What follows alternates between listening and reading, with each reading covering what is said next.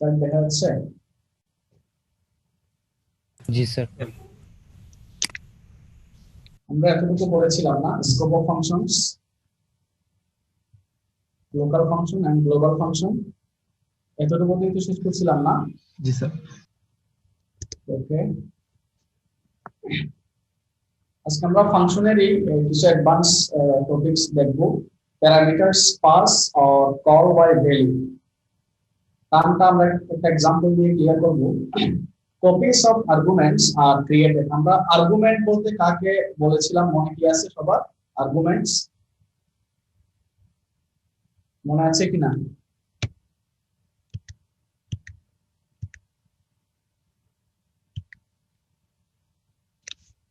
আচ্ছা, আমরা যদি একটু পিছনে যাই, ফাংশন আর্গুমেন্টস এর ক্ষেত্রে দেখেছিলাম কি, দা ভেরিয়েবলস।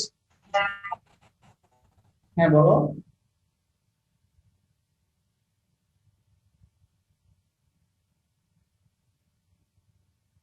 কেউ কি কিছু বলবা? না স্যার। ওকে, arguments বলতে আমরা বলেছিলাম কি, the variables that are listed in the functions call are called the arguments or formal parameters. Roll number 69, 15 batch 69 আসতো? জি স্যার, আপনি কল করছিলেন। আচ্ছা, তাইলে বলা হচ্ছে কি যে ফাংশন কলের মধ্যে আমরা যে ভেরিয়েবল গুলো ইউজ করে থাকি সেগুলোকে বলা হচ্ছে আর্গুমেন্ট। তো বলা হচ্ছে কি যে copies of the arguments are created, এটা কখন হয়? যখন আমরা প্যারামিটার কল করে থাকি বা প্যারামিটার যখন পাস করে। কিভাবে পাস করে আমরা প্রিভিয়াস ক্লাসে একটা এক্সাম্পল দেখেছিলাম, তারপর আমি আজকে একটু ডিসকাস করব। The parameters are mapped to the copies of the arguments created, the changes made to the parameter do not affect the arguments.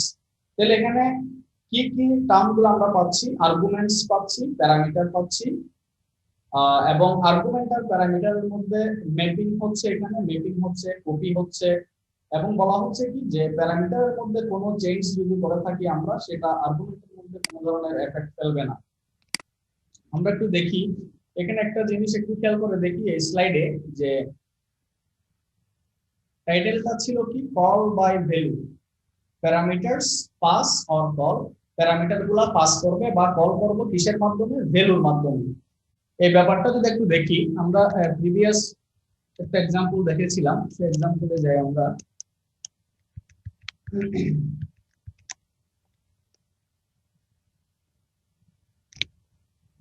এটা কি দেখা যাচ্ছে স্লাইডটা? Yes sir. Okay, ji sir, দেখা যায়। আচ্ছা তাইলে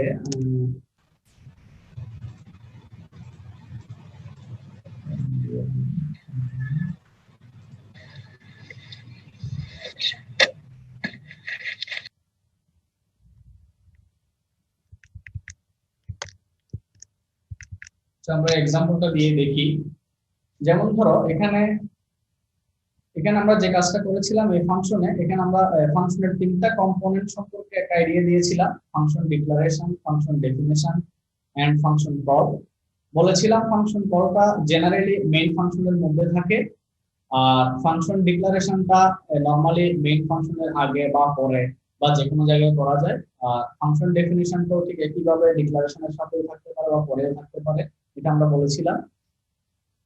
এখানে একটা জিনিস খেয়াল করে দেখি, আমরা মেইন ফাংশনে কিন্তু আমরা ভেরিয়েবল নিয়েছিলাম x এবং y, এবং x এ আমরা 20 একটা ভ্যালু অ্যাসাইন করেছিলাম, y এ 100 একটা ভ্যালু অ্যাসাইন করেছিলাম।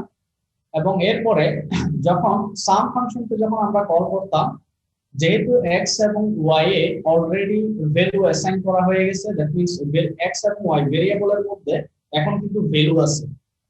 তাইলে এই সাম ফাংশনটা যখন কল করা হবে, কম্পাইলার যখন এই সাম ফাংশনকে কল করবে, তাহলে এটার ডেফিনিশনটা দেওয়া আছে কোথায়? এই যে এই ফাংশন ডেফিনিশন, এটাতে।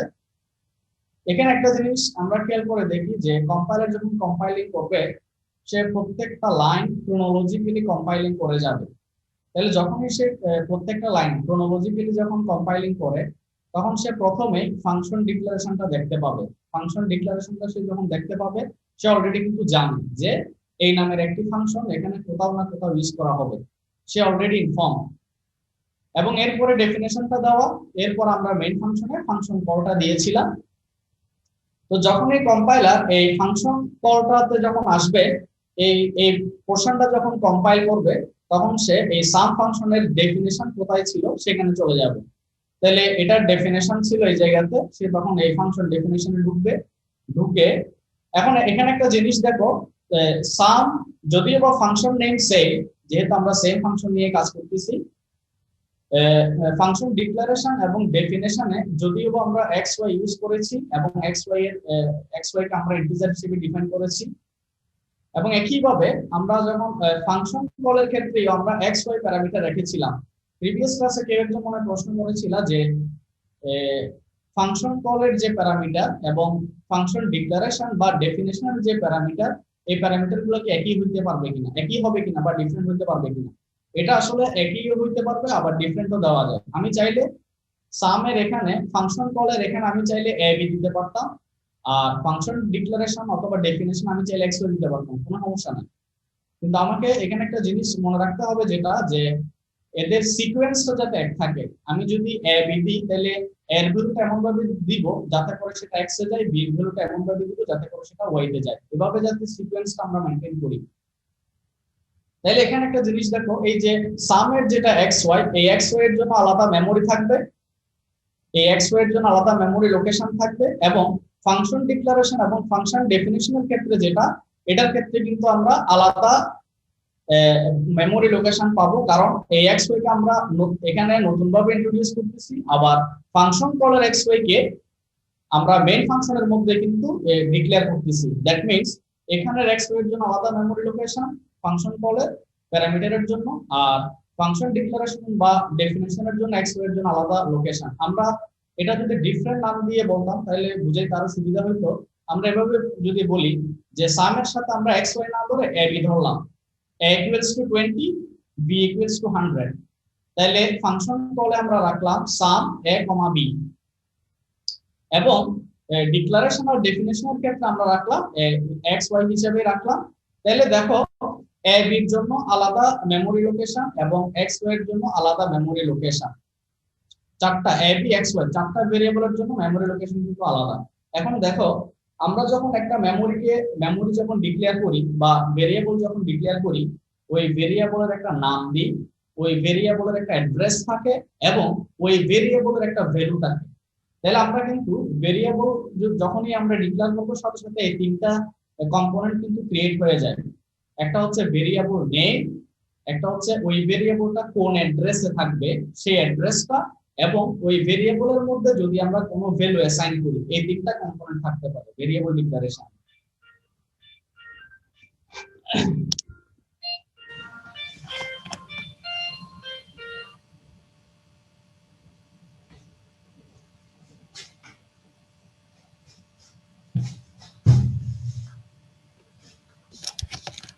হ্যালো,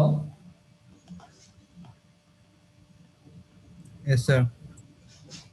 আচ্ছা তাইলে আমাদের মেইন টার্গেটটা ছিল কি, আমরা একটু আগে যেটা দেখেছিলাম যে parameters pass or call by value, একটু আগে যেটা আমরা টাইটেল দেখেছিলাম, মূলত এটাই আমরা বুঝাচ্ছি এতক্ষণ, যে প্যারামিটারস বলতে কোন প্যারামিটারের কথা বলা হচ্ছে,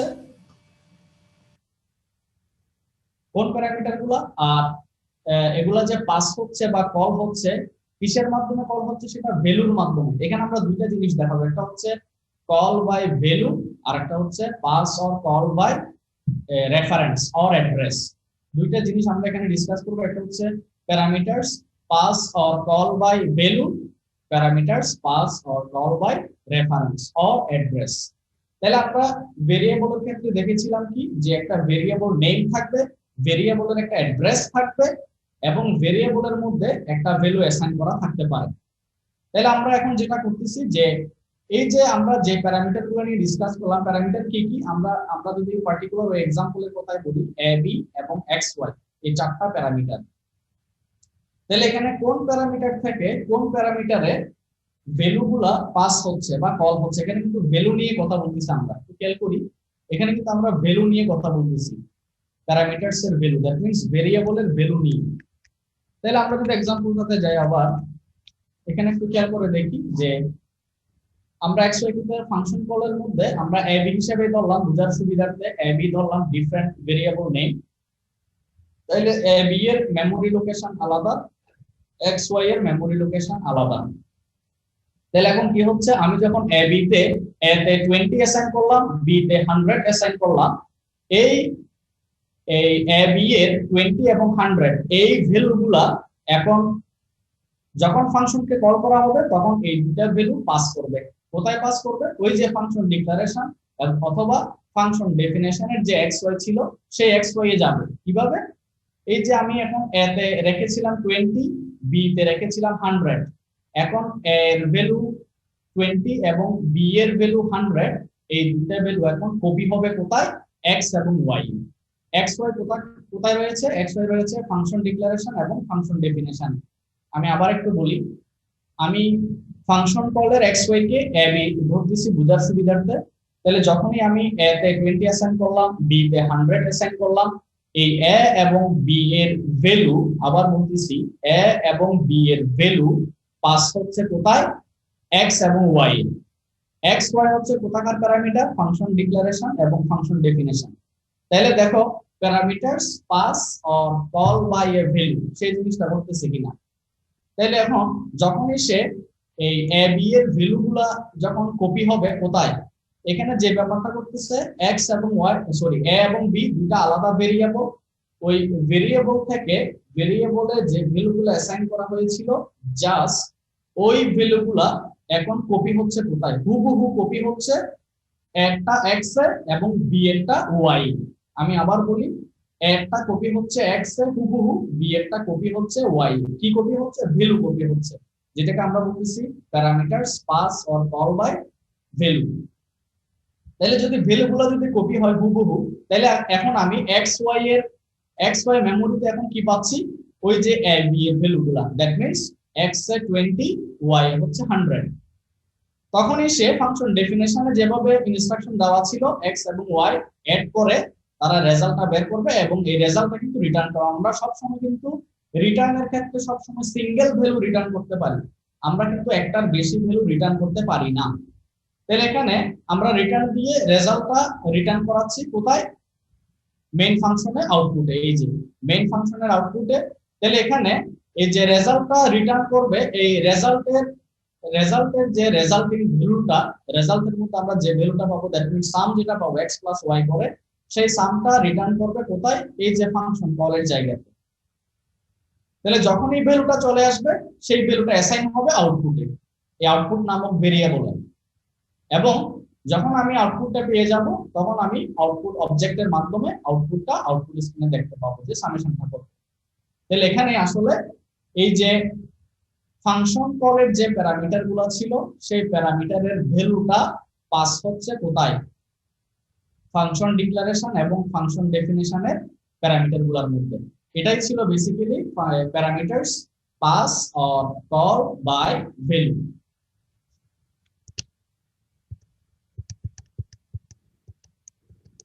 তাহলে বলা হচ্ছে কি, আমরা তাহলে একটু দেখি যে copies of the arguments are created. Copies of the argument are created means, তাহলে আর্গুমেন্ট বলেছিলাম কোনগুলোকে আমরা? ওই যে ফাংশন কলে যে প্যারামিটার গুলো ছিল, তাহলে সেই আর্গুমেন্টের কপি ক্রিয়েট হচ্ছে কোথায়?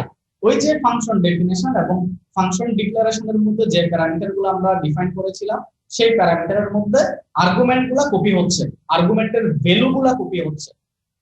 The parameters are mapped to the copies of the arguments created. That means এর ভ্যালুটা x এ কপি হয়ে যাবে, ম্যাপিং হবে x এর সাথে, b এর ভ্যালুটা ম্যাপিং হবে y এর সাথে, এভাবে ম্যাপিংটা হবে। এবং সেই কারণে বলা হচ্ছে কি the changes made to the parameter do not affect the arguments। তাহলে এখন দেখো, যেহেতু a b ভেরিয়েবল থেকে আমরা হুবহু ভ্যালুগুলোকে কপি করে দিচ্ছি কোথায়? x y এ। তাহলে আমি যদি এখন x y এ কোনো ধরনের পরিবর্তন করে থাকি, x y এর ভ্যালুগুলোকে যদি কোনো ধরনের পরিবর্তন করে থাকি, তার ইফেক্ট কিন্তু আমার আর্গুমেন্টের ক্ষেত্রে আসবে না। আর্গুমেন্ট মিন্স ফাংশন কলের যে প্যারামিটারগুলো ছিল সেই প্যারামিটারগুলোকে এফেক্ট করবে না। এই জিনিসটাকে আমি বুঝাইতে পারছি কিনা?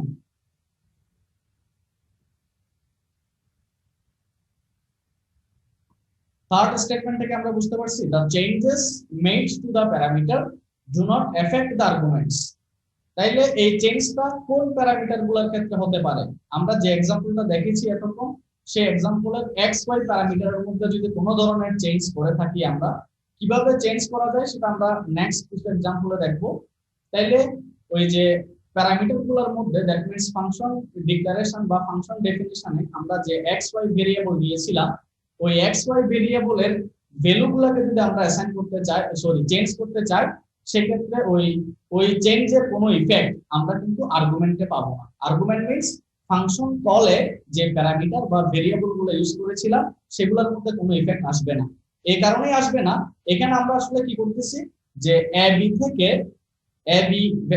ভেরিয়েবল থেকে আমরা এ বি এর ভ্যালু গুলাকে হুবহু কপি করে আমরা কোথায় নিয়ে যাচ্ছি, এক্স ওয়াই ভেরিয়েবল নামের মেমোরিতে। এক্স ওয়াই নামের ভেরিয়েবলের জন্য যে মেমোরি রেখেছিলাম সেই মেমোরিতে আমরা জাস্ট হুবহু কপি করে দিচ্ছি। তাহলে এখন ওই এক্স ওয়াই এর মধ্যে যদি আমি এক্স ওয়াই এখন যে ভ্যালু গুলো আছে সেই ভ্যালু গুলো কার, বেসিক্যালি এ বি এর ভ্যালু। তাহলে আমি এক্স ওয়াই এর মধ্যে যদি কোনো ধরনের পরিবর্তন করে থাকি, তাইলে ওই পরিবর্তনের ইফেক্টটা আমি কিন্তু ফাংশন কলের প্যারামিটারের মধ্যে পাবো না, সেই জিনিসটা এখানে বলা হচ্ছে। তাহলে এখন প্রশ্ন আসতে পারে, এই পরিবর্তনটা আমরা কখন পেতে পারি, যে প্যারামিটারের মধ্যে যদি কোনো পরিবর্তন করে থাকি, দ্যাট মিন্স এক্স ওয়াই এর মধ্যে যদি কোনো পরিবর্তন করে থাকি ভ্যালুর মধ্যে, সেই পরিবর্তনটা কখন আর্গুমেন্টের মধ্যে এফেক্ট ফেলবে, তার একটা আমরা এক্সাম্পল দেখবো, যেটা আমরা প্রথমে টাইটেলে বলেছিলাম যে parameters pass or call by value and address or reference. তাহলে এখন আমরা এক্সাম্পল দেখলাম ভ্যালু দিয়ে, এরপর আমরা এক্সাম্পলটা দেখবো অ্যাড্রেস দিয়ে বা রেফারেন্স দিয়ে।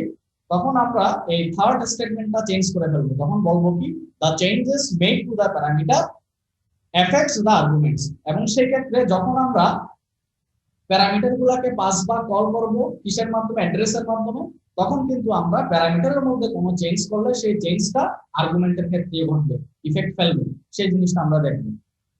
আচ্ছা, এই টপিকসটা কি সবাই বুঝছে কিনা, parameters pass or call by value?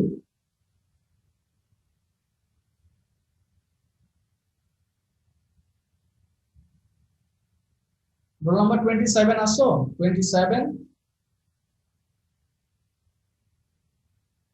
Roll number 27,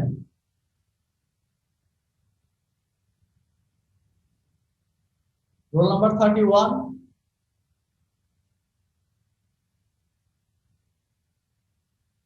roll number 66। Yes, sir. তুমি বুঝছো এই টপিকসটা? Yes, sir. বুঝছি স্যার। আচ্ছা, কারো কোনো প্রশ্ন আছে এই টপিকস নিয়ে? আচ্ছা, প্যারামিটারস আর আর্গুমেন্টের ব্যাপারটা ক্লিয়ার কিনা? আমি বারবার বলতেছি, প্যারামিটারস বলতে আমরা এক্সাম্পলের এক্স ওয়াই কে বুঝতেছি, আর আর্গুমেন্ট বলতে এ বি কে বুঝতেছি। তাহলে আর্গুমেন্ট গুলা জেনারেলি আমরা ডিফাইন করি ফাংশন কলে, আর প্যারামিটার বলতে আমরা জেনারেলি বুঝে থাকবো ফাংশন ডেফিনেশন অথবা ফাংশন ডিক্লারেশনে যে ভেরিয়েবল গুলো ইউজ করা হয়েছে সেগুলোকে আমরা প্যারামিটার বলতেছি বুঝার সুবিধার্থে। যদিও বা আমরা সবগুলোকে প্যারামিটার বা আর্গুমেন্ট বলতে পারি, কিন্তু আমরা বুঝার সুবিধার্থে বলতেছি কি, প্যারামিটার বলতে আমরা বুঝবো ফাংশন ডিক্লারেশন এবং ফাংশন ডেফিনেশনের ভেরিয়েবল গুলোকে, আর আর্গুমেন্ট বলতে বুঝবো ফাংশন কলের ভেরিয়েবল গুলোকে। আর এক্ষেত্রে আমার আর্গুমেন্ট থেকে ভ্যালুটা পাস হচ্ছে বা কল হচ্ছে কোথায়, ফাংশন ডেফিনেশনে। দ্যাট মিন্স এ বি থেকে ভ্যালু গুলা পাস হচ্ছে কোথায়, এক্স ওয়াই। এই জিনিসটা আমরা তখন দেখলাম।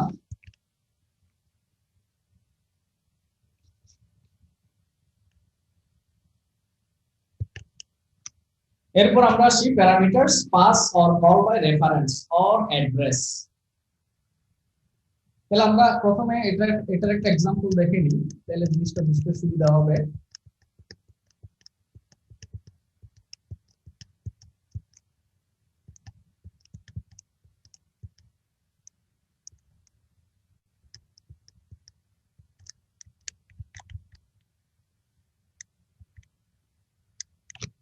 আচ্ছা, এই ডায়াগ্রামটা একটু খেয়াল করি আমরা।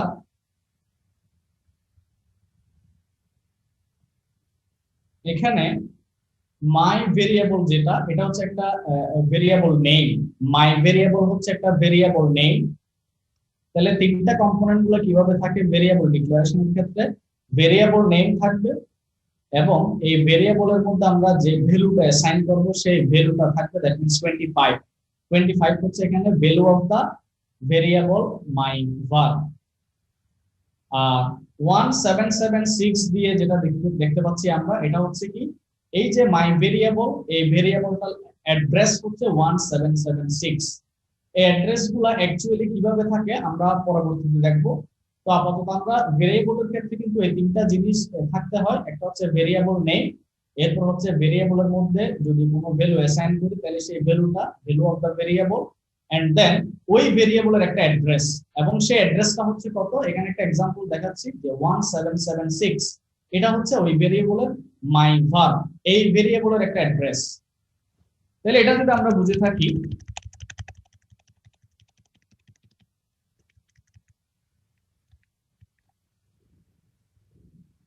তাহলে এবার আমরা এখানে আসি যে parameters pass or call by reference. Reference means address.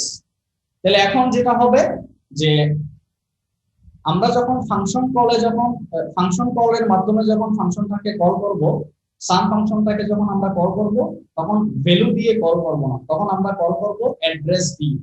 তাহলে আমরা যেহেতু ভেরিয়েবল ক্ষেত্রে দেখেছি কি, ভেরিয়েবল সাপোজ আমরা যদি এ ভেরিয়েবল নিয়ে বলি যে একটা ভেরিয়েবল নিলাম যেটার নাম হচ্ছে এ, তাহলে এর মধ্যে আমরা একটা ভ্যালু রাখলাম সেটা হচ্ছে 10 এবং তার মেমরি অ্যাড্রেস হচ্ছে 1776। তাহলে এই তিনটা ক্রাইটেরিয়া আমরা ভেরিয়েবলের ক্ষেত্রে পাচ্ছি। তো এই ক্ষেত্রে বলা হচ্ছে কি যে pass or call by reference or address is the second way of passing parameters to the function. যেটা আমরা আগে ভ্যালু দিয়ে বলেছিলাম সেটা এখন বলতেছি কি যে এখানে ভ্যালুটা পাস হবে না, পাস হবে কি অ্যাড্রেসটা, ওই ভেরিয়েবলের অ্যাড্রেসটা। আগে পাস হইতো ভেরিয়েবলের ভ্যালুটা, এখন পাস হবে কি ভেরিয়েবলের অ্যাড্রেসটা বা রেফারেন্সটা। The address of the argument is copied into the parameter. এটা যদি আমরা একটু খেয়াল করি, বলা হচ্ছে কি আর্গুমেন্টের, দ্যাট মিন্স ভেরিয়েবলের অ্যাড্রেসটা কপি হবে কোথায়, প্যারামিটারে। প্যারামিটার মিন্স ওই যে আমরা ফাংশন ডেফিনেশন বা ফাংশন ডিক্লারেশনে যে ভেরিয়েবল গুলো ইউজ করেছিলাম সেখানে the changes made to the parameter affect the arguments। তাহলে এখানে জাস্ট উল্টা কথাটা বলতেছে। এখন আমরা যেটা pass or call by value দেখেছিলাম ওখানে কিন্তু দেখতাম কি প্যারামিটারের ভ্যালুর মধ্যে যদি কোনো চেঞ্জ করতাম সেই চেঞ্জের ইফেক্টটা কিন্তু আর্গুমেন্টে আসতো না।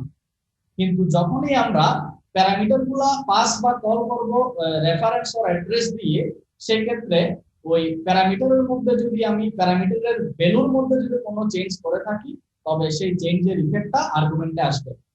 কারণ এখানে কেন, এখানে কি হচ্ছে, আমি ওই ভেরিয়েবলের অ্যাড্রেসটাকে কি করতেছি, কপি করতেছি। তাহলে যখনই ভেরিয়েবলের অ্যাড্রেসটাকে কপি করা হয় তখন ওই যে এক্স ওয়াই প্যারামিটার যেগুলো ছিল, এক্স কি করতে পারবে, এক্স ওই এর অ্যাড্রেসটাকে কপি করবে, কপি করার সাথে সাথে সে আরো একটা কাজ করতে পারবে, সেটা হচ্ছে কি সে ভেরিয়েবলের ভ্যালুটাকে কপি করতে পারবে। দুটো সুবিধা পাবে সে। আমরা যদি অ্যাড্রেস নিয়ে করি, অ্যাড্রেস নিয়ে করলে সে কি করতে পারবে, সরাসরি অ্যাড্রেসটা কপি করতে পারবে। আগে শুধু ভ্যালুটা কপি করতে পারতো, এখন অ্যাড্রেসটা কপি করতে পারবে। এবং আমরা লাস্টে আরেকটা টার্ম দেখবো যেটা হচ্ছে পয়েন্টার। এই পয়েন্টারের মাধ্যমে সে ওই ভেরিয়েবলের ভ্যালুটাকেও চেঞ্জ করতে পারবে, সেটা আমরা এক্সাম্পলের মাধ্যমে ক্লিয়ার করব। তা আপাতত আমরা এতটুকুই বলি যে প্যারামিটারের মধ্যে যদি প্যারামিটারের ভ্যালুর মধ্যে যদি কোনো ধরনের চেঞ্জ করি আমরা, সেই চেঞ্জের এফেক্টটা আর্গুমেন্টের মধ্যে আসবে। কোন ক্ষেত্রে, parameters pass or call by address or রেফারেন্সের ক্ষেত্রে। যেমন ধরো এখানে আমরা একটা সোয়াপিং এর একটা एग्जांपल দেখতেছি। আমরা সোয়াপিং ফাংশন আগে বলেছিলাম দুইটা ভেরিয়েবলের মধ্যে তাদের ভ্যালুগুলো যদি আমরা ইন্টারচেঞ্জ করতে চাই তাহলে আমরা এভাবে করতে পারি। তো এখানে অ্যাড্রেসটাকে কপি করার জন্য স্পেশাল একটা সাইন ইউজ করা হয় যেটাকে আমরা বলি এম্পারস্যান্ড সাইন। আমরা যদি একটু খেয়াল করি নিচে এম্পারস্যান্ড সাইন, এটাকে আমরা এন্ডও বলে থাকি। তাহলে আমরা করতেছি কি এখানে ভয়েড সোয়াপ, সোয়াপ হচ্ছে ফাংশন নেম, রিটার্ন টাইপ হচ্ছে ভয়েড, দ্যাট মিন্স এখানে কোনো কিছু রিটার্ন করবে না। আর আমরা নরমালি আগে দেখেছিলাম যখন আমরা কল বাই ভ্যালু দিয়ে করতাম তখন শুধু ইন্টিজার আই লিখতাম বা ইন্টিজার বি লিখতাম। এখন আমরা জাস্ট করতেছি কি যে ভেরিয়েবল গুলোর আগে আমরা একটা এম্পারস্যান্ড সাইন ইউজ করতেছি। তাহলে এই সাইনটা ইউজ করার মানেটা কি, এই সাইনটা যদি আমরা ভেরিয়েবলের আগে ইউজ করি, এটার মাধ্যমে আমরা ওই যে ভেরিয়েবলের অ্যাড্রেসটাকে, সরি, এই যে mn ভেরিয়েবলের অ্যাড্রেসটাকে আমরা কি করতে পারবো, কল করতে পারবো। তাহলে আমার ফার্স্ট রেড লাইনটা হচ্ছে, রেড স্টেটমেন্টটা হচ্ছে ফাংশন ডিক্লারেশন, গ্রিন স্টেটমেন্টটা হচ্ছে, গ্রিন সেন্টেন্সটা হচ্ছে আমার ফাংশন ডেফিনেশন, এবং এই যে মেইন ফাংশনের মধ্যে আমরা ফাংশন কলটা দেখতে পাচ্ছি mn দিয়ে। তাহলে দেখো mn আলাদা দুটো ভেরিয়েবল, আলাদা মেমরি লোকেশন, এবং ab আলাদা দুটো ভেরিয়েবল, তাদেরও মেমরি লোকেশন কিন্তু ডিফারেন্ট। তাহলে যখনই কম্পাইলার যখন এই ফাংশনকে কল করবে, ফাংশনকে কল করা মানে কি, সেই সাথে সাথে এই সোয়েপ ফাংশনের ডেফিনেশনে ঢুকতে পারবে। তাহলে এখন এখন যেটা করতেছি কি, এই যে m নামের যে ভেরিয়েবল, m এর মধ্যে কিন্তু একটা ভ্যালু আছে, সেটা হচ্ছে 1। ভেরিয়েবল নেম হচ্ছে m, m এর মধ্যে একটা ভ্যালু অ্যাসাইন করা আছে, সেটা হচ্ছে 1। n হচ্ছে আরেকটা ভেরিয়েবল, এবং n ভেরিয়েবলের মধ্যে যে ভ্যালুটা অ্যাসাইন করা আছে সেটা হচ্ছে 2। তাহলে আমরা ভেরিয়েবল নেমও পেলাম, ভ্যালু অফ দ্য ভেরিয়েবল আমরা দেখলাম। এখন এই পার্টিকুলার mn এর জন্য কিন্তু আলাদা দুটো অ্যাড্রেসও আছে। আমরা যদি টিপিক্যালি একটা एग्जांपल দিই, ধরো m এর জন্য আমরা একটা অ্যাড্রেস নিচ্ছি 1776, আর n এর জন্য আমরা একটা অ্যাড্রেস নিচ্ছি 1800, এই ধরনের। তাহলে দুটো ডিফারেন্ট অ্যাড্রেস পাইলাম। এখন কি ঘটনা ঘটতেছে, আমরা কিন্তু সোয়েপ ফাংশনের আগে, বিশেষ করে ফাংশন ডেফিনেশন এবং ফাংশন ডিক্লারেশনের ক্ষেত্রে আমরা কিন্তু ab প্যারামিটারগুলোর আগে এম্পারস্যান্ড সাইন ইউজ করতেছি। এটার মানে হচ্ছে কি, যদি আমি ab এর আগে এম্পারস্যান্ড সাইন ইউজ করে থাকি, তাহলে সেক্ষেত্রে m ভেরিয়েবল, আমরা যদি এম্পারস্যান্ড সাইন ইউজ না করতাম, তাহলে m ভেরিয়েবলের 1 ভ্যালুটা কপি হইতো a তে, এবং n ভেরিয়েবলের 2 ভ্যালুটা কপি হইতো b তে। কিন্তু যখনই আমরা কল বাই রেফারেন্স করতেছি বা কল বাই অ্যাড্রেস করতেছি, তখন আমরা কি করলাম, জাস্ট ওই প্যারামিটারগুলোর আগে এম্পারস্যান্ড সাইন ইউজ করলাম। এই ক্ষেত্রে কি ঘটবে ঘটনা, যে m এর অ্যাড্রেসটা কপি হবে কোথায়, a তে, n এর অ্যাড্রেসটা কপি হবে b তে, নট ভ্যালু, শুধুমাত্র অ্যাড্রেসটা কপি হবে। ঠিক আছে, এই কারণেই কিন্তু আমরা ডিক্লারেশন এবং ডেফিনেশনের ক্ষেত্রে, উভয় ক্ষেত্রে কিন্তু আমরা ab এর আগে কি ইউজ করতেছি, এম্পারস্যান্ড সাইন।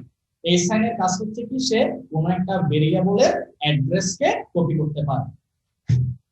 এরপর ডেফিনেশনে তার সোয়েপিংটা হচ্ছিল, এভাবে আমরা সোয়েপিংটা করতাম, আমরা অলরেডি জানি, আমি আর ডিসকাস করতেছি না।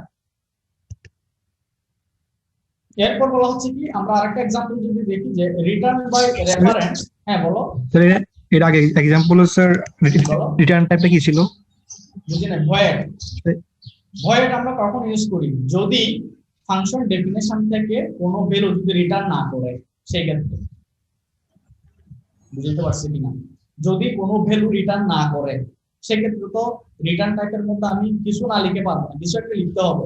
তাহলে যখনই কোনো ধরনের ডেটা টাইপ, মানে কোনো ধরনের ভেরিয়েবল যদি রিটার্ন না করে, বা কোনো ধরনের রেজাল্ট যদি রিটার্ন না করে, সেক্ষেত্রে আমরা রিটার্ন টাইপের জায়গায় জেনারেলি ভয়েড লিখে থাকি। ভয়েড মানে বুঝতে হবে কি, কোনো ধরনের রেজাল্ট বা কোনো ধরনের ডেটা টাইপ বা কোনো ধরনের ভেরিয়েবলের ডেটা টাইপ কিন্তু কি হবে না, রিটার্ন হবে না।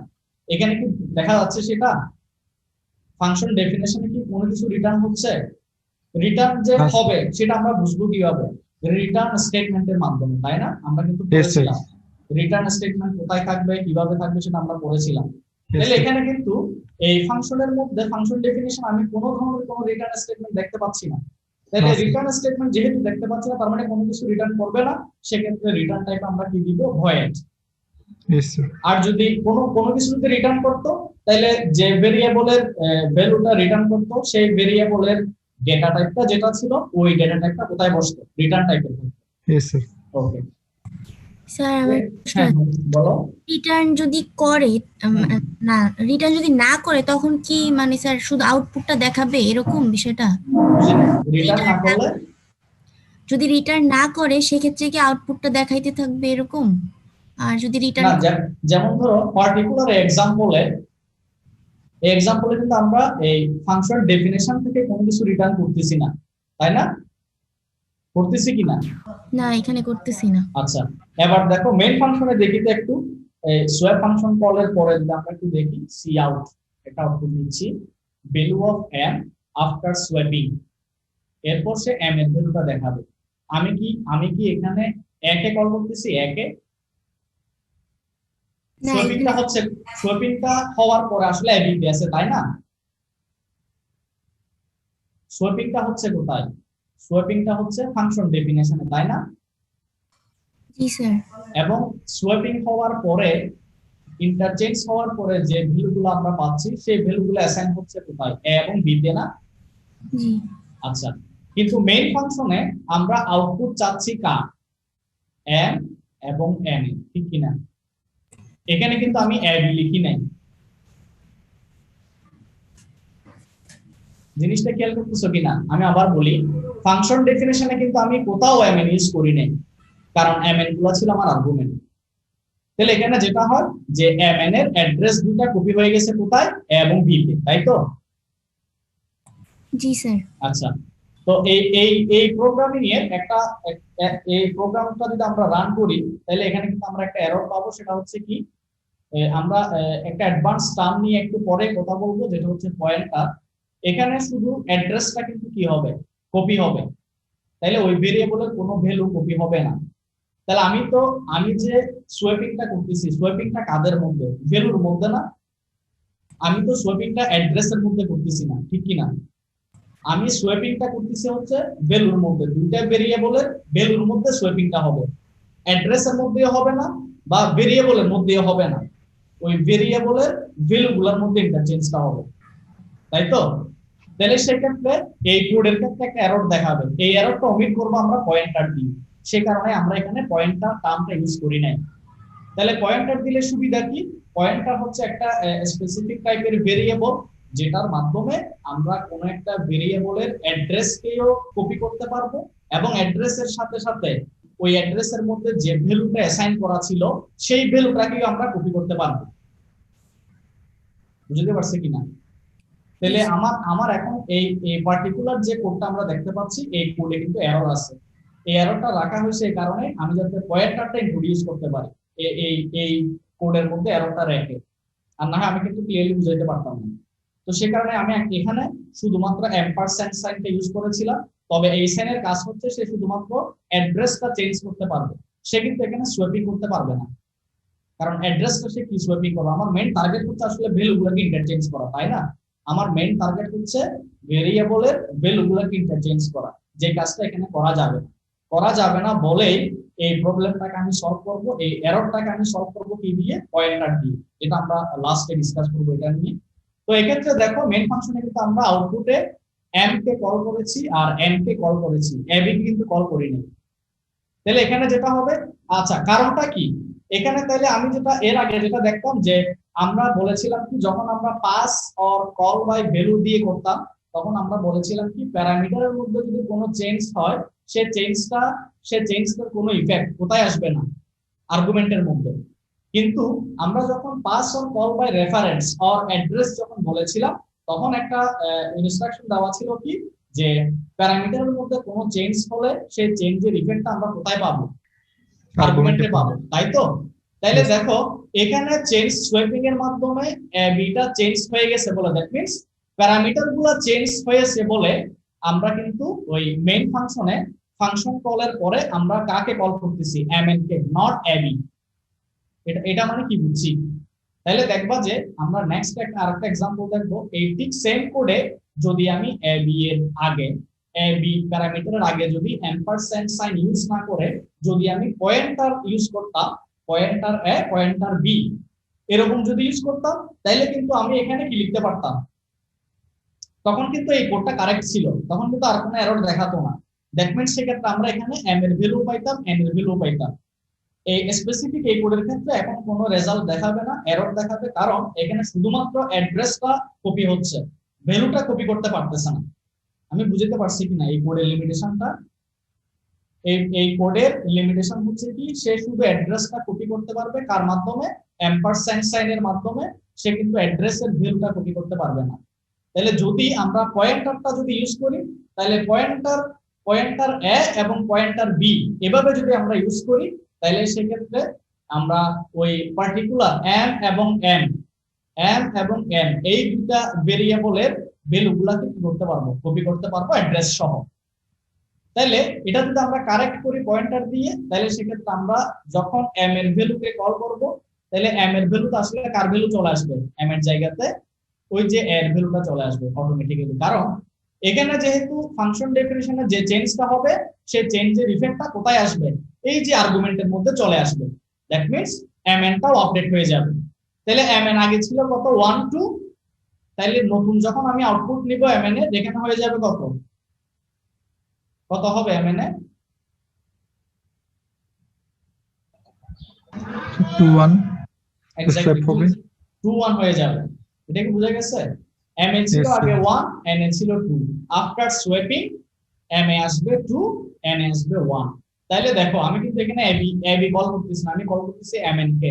তাহলে এই কাজটা ঘটতেছে কিভাবে, যে আমি ক্যালকুলেশন হয়ে বের হচ্ছে এবি, আমি এখান থেকে কোনো কিছু রিটার্নও করতেছি না, কিন্তু এখানে আমি এম এনটা আপডেট হয়ে যাচ্ছে। এই কাজটা ঘটতেছে কিভাবে, ওই যে pass or call by reference বা অ্যাড্রেস করতেছি।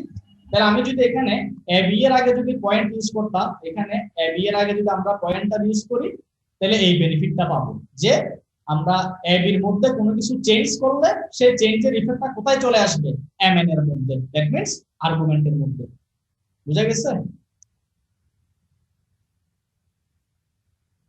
কারো কোনো প্রশ্ন আছে?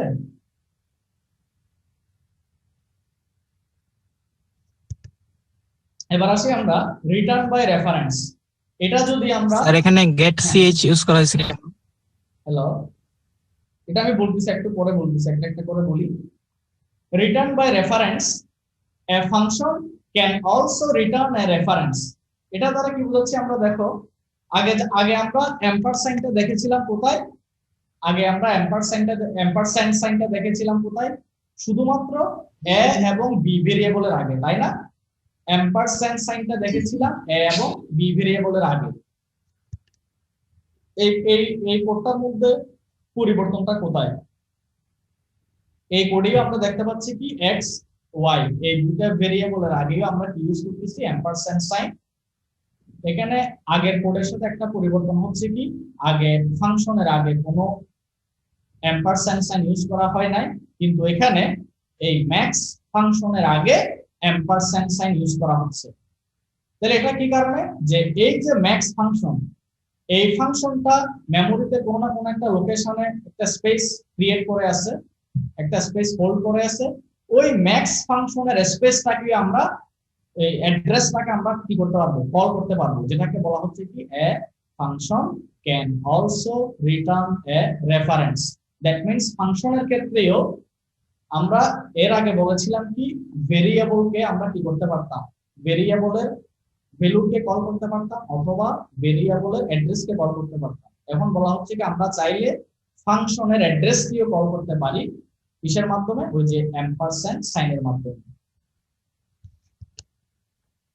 এরপর আমরা কিছু জেনারেল ডিফারেন্স দেখি, passing by value and passing by reference. এটা জাস্ট বুঝার সুবিধার্থে। পাসিং বাই ভ্যালুর ক্ষেত্রে আমরা এভাবে একটি ভেরিয়েবল ডিক্লেয়ার করলাম ইন্টিজার এক্স, আর পাসিং বাই রেফারেন্সের ক্ষেত্রে আমরা একটা ভেরিয়েবল ডিক্লেয়ার করলাম এভাবে ইন্টিজার এম্পারস্যান্ড সাইন এক্স। তাহলে এম্পারস্যান্ড সাইন যেহেতু আছে, সুতরাং এটা এক্স এর অ্যাড্রেসকে ডিনোট করবে, আর শুধুমাত্র এক্স টাকাতে এটা ভেরিয়েবলকে ডিনোট করতেছে। তো বলা হচ্ছে কি the parameter x is a local variable, আর এখানে the parameter x is a local address or reference. এরপর বলা হচ্ছে কি it is a duplicate of argument. তাহলে এই এক্সটা আমরা যদি ফার্স্ট এক্সাম্পলটা একটু দেখি, এ বি এবং এক্স ওয়াই নিয়ে যে এক্সাম্পলটা দেখিয়েছিলাম, ওখানে এ বি এর ডুপ্লিকেট এক্স ওয়াই ছিল না, এ বি এর হুবহু ডুপ্লিকেট। ডুপ্লিকেট আমরা কখন বলি, যখন একটা জিনিস হুবহু কপি করে আরেকটা জায়গায় নিয়ে আসা হয়। এখন আমি করেছিলাম কি এ বি এর ভ্যালুগুলোকে হুবহু কপি করে এক্স ওয়াই নিয়ে এসেছিলাম। তাহলে সেক্ষেত্রে আমরা বলতে পারি না যে এক্স ওয়াই গুলো হচ্ছে duplicate of the argument a b, x y হচ্ছে duplicate of the argument a b. আর রেফারেন্সের ক্ষেত্রে বলা হচ্ছে কি it is a synonym of argument. এটা আসলে আর্গুমেন্টেরই সিনোনিম, কারণ আমি অ্যাড্রেসটাকে কপি করে নিয়ে আসতেছি কোথায়, এ বি এর অ্যাড্রেসকে কপি করে নিয়ে আসতেছি এক্স ওয়াই এ, তখন আসলে দুইটা সেম হয়ে যাচ্ছে, অ্যাড্রেসটা সেম হয়ে যাচ্ছে। It can not change the argument, এটা আমরা প্রথমে বলেছিলাম যখন pass or call by value দিয়ে বলেছিলাম, it cannot change the argument, it can change the argument. রেফারেন্সের ক্ষেত্রে পাসিং বাই ভ্যালুর ক্ষেত্রে বলা হচ্ছে কি the argument passed by value may be a constant, a variable or an expression. তাহলে বলা হচ্ছে কি আর্গুমেন্টের যে ভ্যালুটা পাস হয়, আর্গুমেন্ট আমরা পাসিং বাই ভ্যালুর ক্ষেত্রে বলা হচ্ছে এটা যে আর্গুমেন্টের যে ভ্যালুগুলা পাস হয় সেই ভ্যালুগুলা একটা কনস্ট্যান্ট ভ্যালু হইতে পারে, যেমন ধরো 10 20 এরকম যে কোনো নাম্বার, অথবা ভেরিয়েবল হইতে পারে, ভেরিয়েবল ইটসেলফ কপি হইতে পারে, অথবা একটা এক্সপ্রেশন, ধরো আমি 10 কে 10 না লিখে 5 into 2 করলাম, 5 into 2, তাহলে এটাও একটা এক্সপ্রেশন, এটাও কপি হইতে পারে। আর রেফারেন্সের ক্ষেত্রে বলা হচ্ছে কি the argument passed by reference must be a variable। তাহলে এক্ষেত্রে বলা হচ্ছে কি যে অ্যাড্রেসটা পাস হবে সেই অ্যাড্রেসটা অবভিয়াসলি ভেরিয়েবলের হইতে হবে। আর পাসিং বাই ভ্যালুর ক্ষেত্রে বলা হচ্ছে কি the argument is read only, আর পাসিং বাই রেফারেন্সের ক্ষেত্রে বলা হচ্ছে the argument is read write। এই জিনিসটা বুঝছি কিনা একটু দেখি। পাসিং বাই ভ্যালুর ক্ষেত্রে বলা হচ্ছে the argument is read only। তাহলে এখানে একটা জিনিস দেখো, পাসিং বাই ভ্যালুর ক্ষেত্রে হয় কি ভেরিয়েবলের ভ্যালুটা জাস্ট কপি হয়ে যায় প্যারামিটারে, তাহলে শুধু কপি হচ্ছে, তার মানে রিড করতে পারতেছে। তাহলে এ বি ভেরিয়েবলে যে ভ্যালুটা ছিল সেই ভ্যালুটা রিড করে সে কোথায় নিয়ে যাচ্ছে এক্স ওয়াই, তাহলে রিডের কাজটা হচ্ছে শুধু। আর আর্গুমেন্টের ক্ষেত্রে কি হয়, রিডও হয় রাইটও হয়। তাহলে রাইটটা কিভাবে হয়, ওই যে চেঞ্জের ইফেক্টটা সেটাই হচ্ছে রাইট। দ্যাট মিন্স প্রথমে সে এ বি থেকে ভ্যালুগুলোকে কপি করে নিয়ে যাবে কোথায়, সরি প্রথমে অ্যাড্রেসটা নিয়ে যাবে, অ্যাড্রেসের মধ্যে যে ভ্যালুগুলো ছিল সেই ভ্যালুকে সহ কপি করে নিয়ে যাবে। তাইলে এখন হবে কি, আমরা একটু আগে যে এক্সাম্পলটা দেখেছিলাম সোয়াপিংটা যখন হয়ে যাবে, তাহলে সোয়াপিংটা হয়ে যাওয়ার পরে যে রেজাল্টটা পাবো সেই রেজাল্টটা দ্যাট মিন্স এবি যখন আপডেট হবে সাথে সাথে এবি যেভাবে আপডেট হবে ঠিক একইভাবে ওই এমএন এর মধ্যেই আপডেটটা চলে আসবে। দ্যাট মিন্স তখন কিন্তু রিরাইট হবে, আর্গুমেন্টগুলো রিরাইট হবে। আগে রিড হয়েছিল কপির মাধ্যমে, এরপর যখন ফাংশন ডেফিনেশনের অপারেশন গুলো যখন কমপ্লিট হবে, যখন রেজাল্টটা পাবো বা সোয়াপিংটা হবে, তখন ওই রেজাল্ট গুলো আপডেট হবে কোথায়, ওই জাভা ফাংশন কলের মধ্যে। আমরা মেইন ফাংশন আমরা যে আউটপুট গুলো নিব ওই আউটপুটের আর্গুমেন্ট গুলো তখন চেঞ্জ হয়ে যাবে, আপডেট হয়ে যাবে রাইটের মাধ্যমে। এই কারণে বলা হচ্ছে কি পাসিং বাই রেফারেন্সের ক্ষেত্রে the argument is read and write। আরো একটা যদি আমরা ডিফারেন্স দেখি, call by value passes the value of actual parameter to formal parameter, call by reference passes the address of actual parameter to formal parameter। আচ্ছা এখানে একটু বলে রাখি যে অ্যাকচুয়াল প্যারামিটার ফর্মাল প্যারামিটার আমরা অলরেডি ডিসকাস করেছিলাম। Actual parameter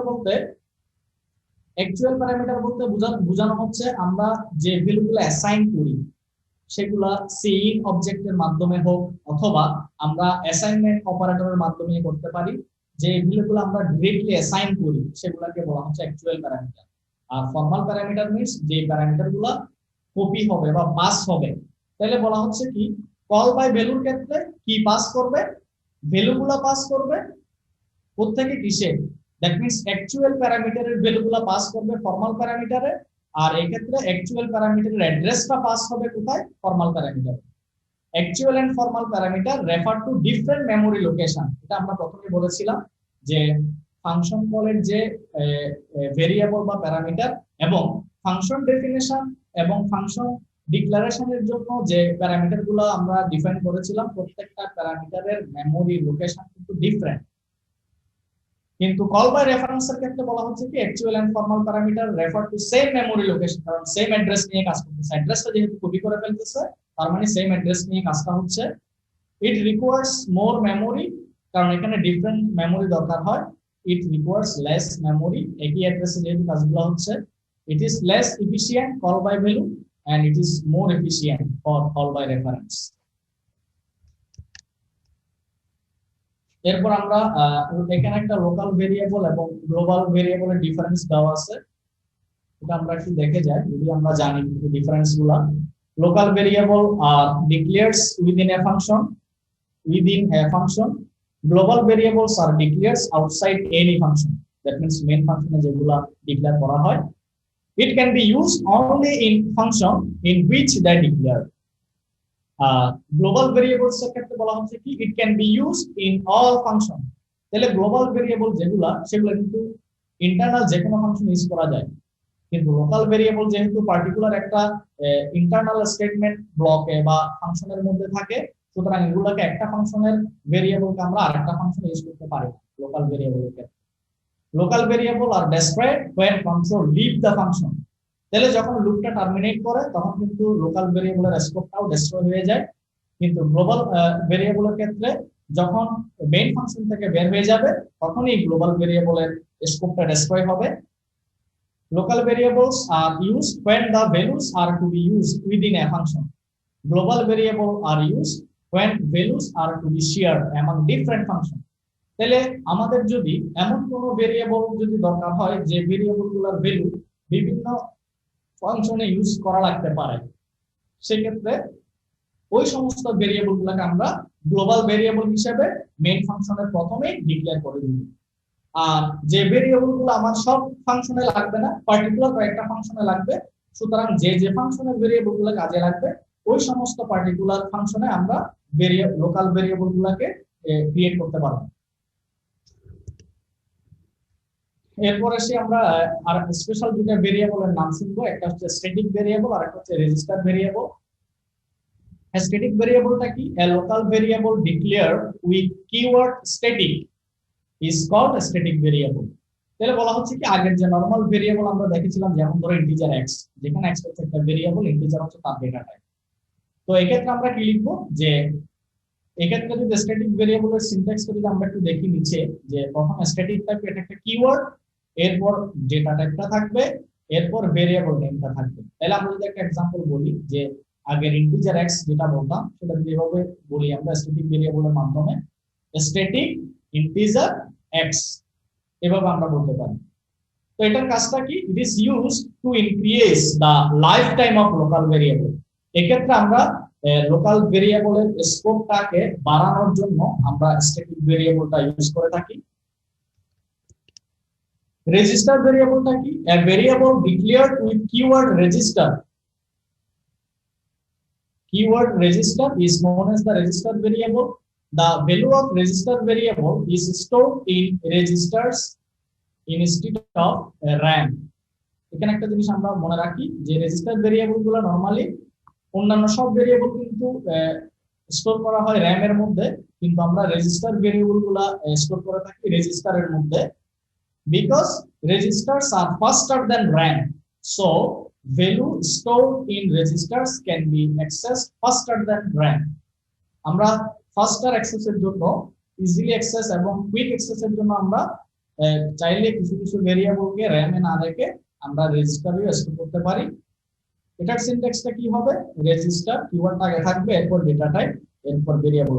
আমরা যদি আগের एग्जांपलটাই দিই, রেজিস্টার ইন্টিজার x, এভাবে আমরা লিখতে পারি।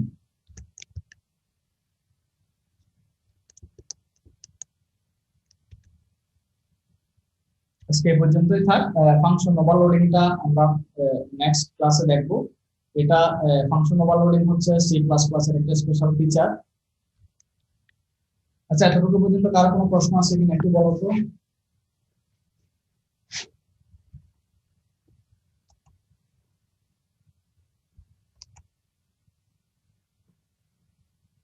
শুনতে পাচ্ছি? জি স্যার, শোনা যাচ্ছে। আচ্ছা, কারো কোনো প্রশ্ন থাকলে বলো তো।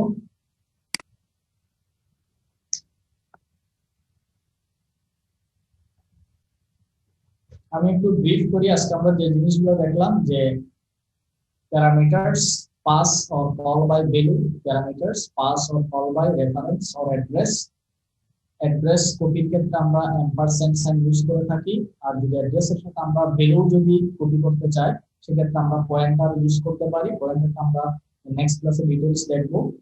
এরপর আমরা ডিফারেন্স গুলো দেখেছিলাম, যে pass by value, pass by reference, local variable, global variable, এবং দুটো স্পেশাল ভেরিয়েবল আমরা দেখেছিলাম, যে static variable and register variable. কারো কোনো প্রশ্ন থাকলে বলো।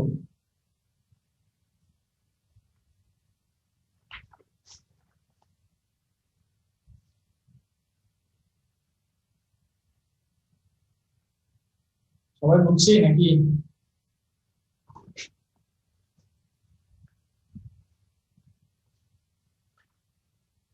রোল নাম্বার 99 কে আছে? রোল নাম্বার 99,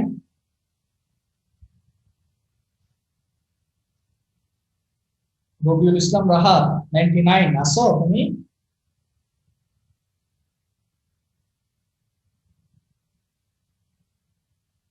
রোল নাম্বার 119 কে আসো? 119, Yes, sir. Sachi, sir. তোমার কোনো প্রশ্ন আছে? স্যার এখন পর্যন্ত স্যার নেই, তো স্যার আবার একটু রিভাইজ দিতে হবে।